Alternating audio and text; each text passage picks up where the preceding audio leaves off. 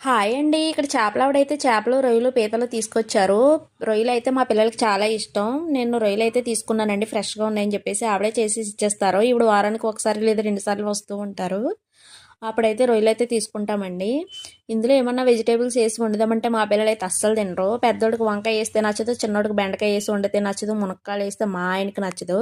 ఏమీ ఎయ్యకపోతే నాకు నచ్చదండి. ఇట్లా ఉండదు మాతోటి. ఏం చేస్తాను చెప్పండి. అందరికీ నచ్చేటట్టుగా ఇక్కడ రొయ్యలు ఫ్రై అయితే చేసేస్తున్నాను.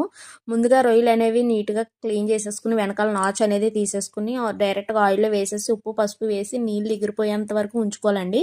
తర్వాత కారం, మసాలా, కరివేపాకు వేసేసి బాగా కలుపుకొని సిమ్‌లో అయితే ఉంచేసుకోవాలి. అప్పుడు రొయ్యలు ఫ్రై అనేది అయిపోతది. రొయ్యలోనే వాటర్ ఉంటది కాబట్టి వాటర్‌తోనే మనకు రొయ్య అనేది ఉడికిపోద్ది మెత్తగా, స్మూత్‌గా. చాలా బావుంటదండి. సింపుల్‌గా ఫ్రై అయితే అయిపోద్ది. ఇంక మీ ఇంట్లో పిల్లలు కూడా ఇంతేనా? పెద్దోడికి నచ్చింది చిన్నోడికి నచ్చదు, చిన్నోడికి నచ్చింది పెద్దోడికి నచ్చదు. మా ఇంట్లో కూడా ఇంతే అండి.